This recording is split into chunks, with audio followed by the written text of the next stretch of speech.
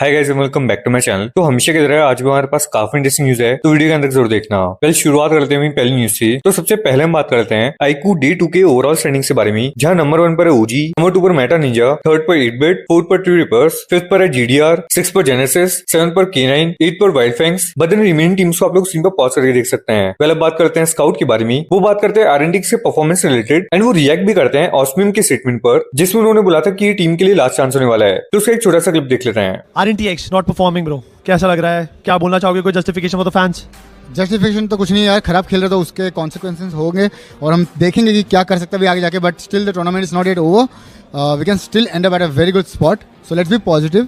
But हाँ, जैसे मैंने बोला था टूर्नामेंट स्टार्ट होने से पहले कि this is gonna be their final test, they have to prove themselves. वही कहता कि ऑस्मियम ने एक स्टेटमेंट दी थी, उस पे वो बात बोलने वाली थी या कुछ होगा उसके बाद? यार बोलने वाली बात कभी नहीं होती है, जो अगर स्टेटमेंट दे दिए तो दे दिए।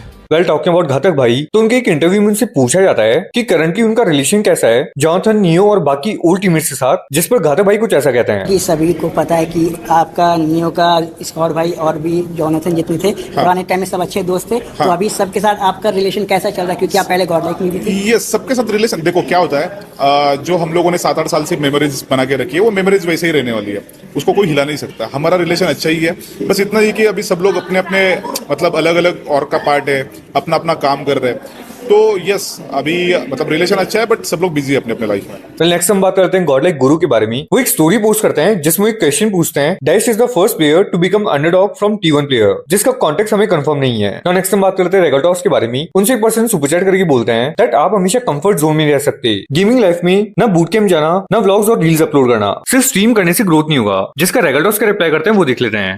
You can't stay in comfort zone all of your life. Gaming house नहीं जाना, vlog नहीं, reels नहीं, घर पे रहकर stream करना. You can see yourself your growth in past 3 years. It's just यार अरे नहीं पढ़ो दीपक भाई, शायद आप क्लियर नहीं हो। मैं नहीं हूँ भाई जो आप सोच रहे हो।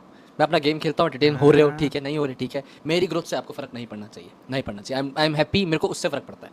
मैं ये नंबर की रेस में चैट कोई नहीं जीतेगा। मैं 3 मिलियन पहुंच जाऊंगा तो भी मेरे से कोई ना कोई आगे चला जाएगा। मैं आज 1 लाख की वॉचिंग लूंगा तो भी कोई ना कोई मेरे से आगे चला जाएगा। आप तब भी मुझे कंपेयर करोगे, तो ये जो रेस है ना, ये गीदड़ कुत्तों की रेस में हम नहीं भाग सकते। नहीं होता मेरे से, सिंपल, मैं नहीं कर सकता भाई। वो मेरे पे नहीं इतना दिमाग। मेरे पास एक चीज़ है, मैं बैठ के गेम खेल सकता हूँ। मैं गेमिंग के लिए आया था, कंटेंट की रेस में नहीं आया था भाई। मैं पहले स्पोर्ट्स में आया था, मैं वेट कर रहा हूँ वेलो मोबाइल का। मैं वेलो मोबाइल की स्पोर्ट्स में जाऊंगा, नहीं हो पाया उसमें भी तो स्ट्रीमिंग करता रहूंगा। मैं नहीं अपना करियर, आप लोग नहीं बता सकते मुझे क्या करना है लाइफ में। कंफर्ट जोन है, हाँ मेरा कंफर्ट जोन है यार। बोलो तो गोल्डी भाई तक कॉल कर, अभी बात करो। आप कोई नहीं होते भाई मेरी लाइफ को बताने में, कहाँ जाऊँ, क्या करूँ।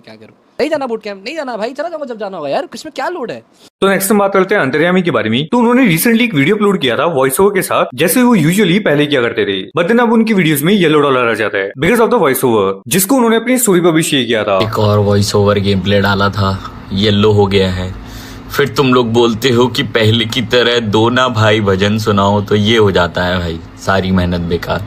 सो इसको थोड़ा सा री एडिट होगा, 1-1.5 घंटे में फिर से लाइव हो जाएगी ये वीडियो, ठीक है।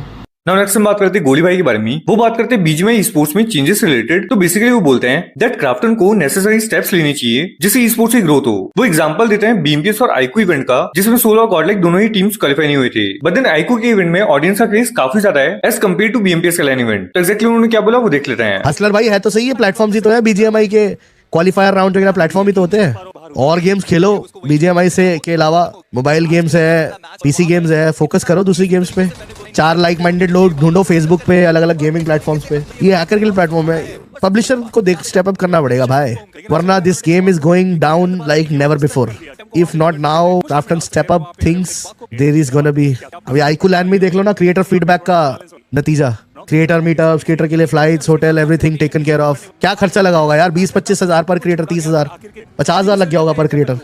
But look at the crowd gathered there. पहले बात करते हैं शीक के बारे में। वो बात करते हैं उनके कंटेंट से रिलेटेड, बिकॉज अभी वो एज एन ई-स्पोर्ट्स प्लेयर नहीं खेल रही है, तो फिलहाल वो कंटेंट क्रिएशन का ट्राई कर रही है, जिससे रिलेटेड वो अमन से बात करती हैं। तो पहले वो देख लेते हैं। सीसी बन गए आप अभी, मतलब हाँ kind of, but I feel I can do both. I can be an esports player and I can do CC.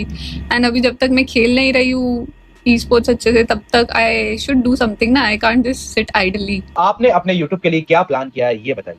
Like on YouTube क्या आप, मैं इस तरीके का कंटेंट डालूंगी, इस तरीके से लाइक हर तरह का व्लॉग, जैसे गेमिंग, व्लॉग हो गया एंड देन उसके बाद में गेमिंग हो गया। तो आपने अपने गेम प्ले को इम्प्रूव करने का सोचा है वैसे?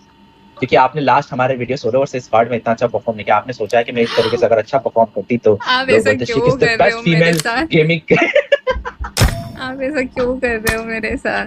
नहीं, लोग बोलते श्रीक is the best gaming BGMI creator when it comes to game play. इस तरीके से आपने वीडियो में परफॉर्म किया होता तो आपको ये सब कमेंट्स देखने को मिलते हैं। आपको भी क्या आपने पता है मैं सोचा था कैंपर इस से मरी थी यार।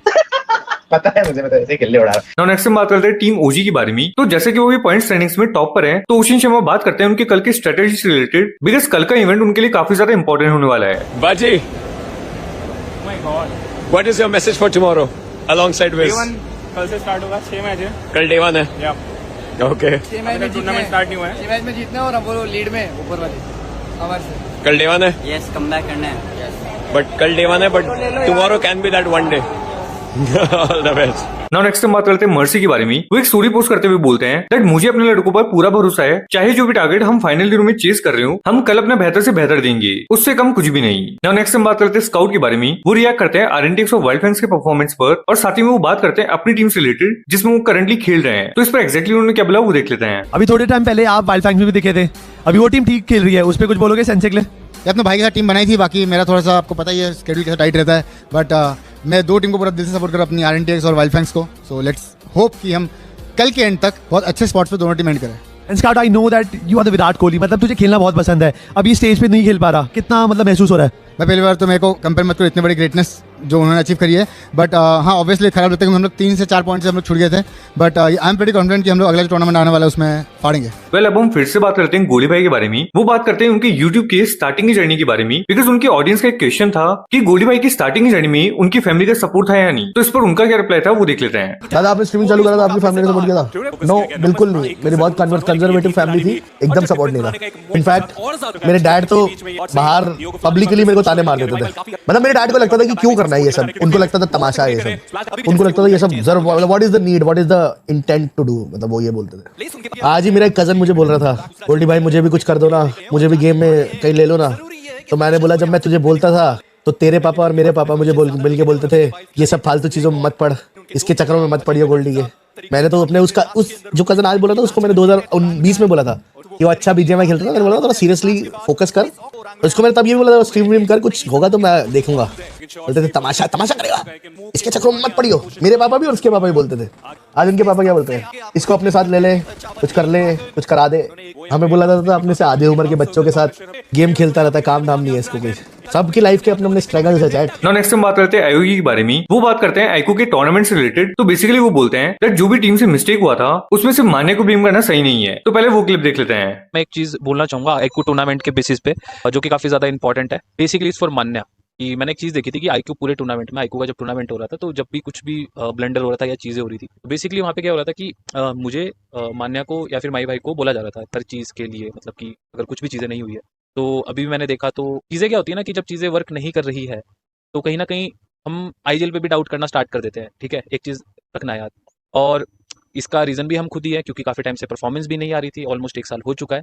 बट मैं इतना ही बोलूंगा कि जब आईक्यू टूर्नामेंट हमारा खराब हुआ है तो उसमें इट्स अ टीम बोलूंगा, ये जो एक फॉल बैक हुआ हमारा या डाउनफॉल आया ये टीम का है पूरा, कि कुछ ना कुछ इंडिविजुअल मिस्टेक्स हर से, मैं अपनी भी मानूंगा कि मेरे से भी मिस्टेक्स हुई है, इवन हर एक प्लेयर से कुछ कुछ सिचुएशन पे जहाँ पे अच्छा हो सकता था वो चीज़ें नहीं हो पाई।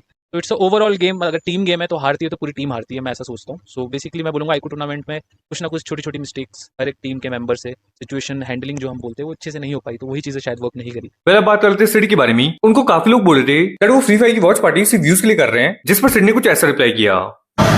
बहुत लोग बोल रहे कि मैं व्यूज के लिए कर रहा हूँ, तो उन लोगों के लिए मेरा एक मैसेज है कि मालूम मेरे को सब लोग व्यूज़ के लिए करते हैं, यूट्यूब और इंस्टाग्राम पे व्यूज़ के लिए होते हैं, टाइम पास के लिए नहीं कर रहा हूँ मैं। नाउ लास्टली हम बात करते हैं आयोगी के बारे में। वो बात करते हैं क्यों सोल के प्लेयर्स बूट कैंप नहीं जा रहे, तो पहले वो देख लेते हैं। तो हम बूट कैंप के लिए बहुत पहले ही जाने वाले थे, बट चीज़ें आईक्यू टूर्नामेंट के बाद बहुत जल्दी हुई है। उसके बाद हमारा आपका एक टूर्नामेंट आ गया था जिसको आपको पता है AA वाला जो टूर्नामेंट था, उसमें हमारे को गैप नहीं मिल रहे थे और उसके शेड्यूलिंग में भी काफ़ी चेंजेस हुए। हम ट्रैवल करने वाले थे 6 को या 7 को, बट उसकी शेड्यूलिंग में काफ़ी ज़्यादा चेंजेस हुए, तो जिसकी वजह से वो जो टिकट करने का प्रोसीजर था वो काफ़ी ऊपर नीचे हो गया। अब चीज़ें जब लेट हो गई ड्यू टू द शेड्यूलिंग, जो भी टूर्नामेंट हुआ, जो भी हम जीते रिसेंट पे, तो वो टूर्नामेंट हम छोड़ नहीं सकते थे पहली बात तो, क्योंकि टीम के लिए प्रैक्टिस इंपॉर्टेंट है। और यही एक बोलूंगा कि मेजर प्रैक्टिस वाली लॉबी हमको देखने को मिल रही थी, तो हमको उसमें खेलना था। ट्रैवल नकुल का सीन होता है थोड़ा, उसको 1-2 दिन ट्रैवल के लिए लगता है, तो उस बीच में इतना हेक्टिक शेड्यूल था कि किसी का ट्रैवल भी नहीं करवा सकते थे, वरना हमारे को ही बीटी होता और नई टीम बनी थी, हमको टाइम भी ज़्यादा देना था, तो टूर्नामेंट के टाइम पे तो ट्रैवल नहीं कर पाए।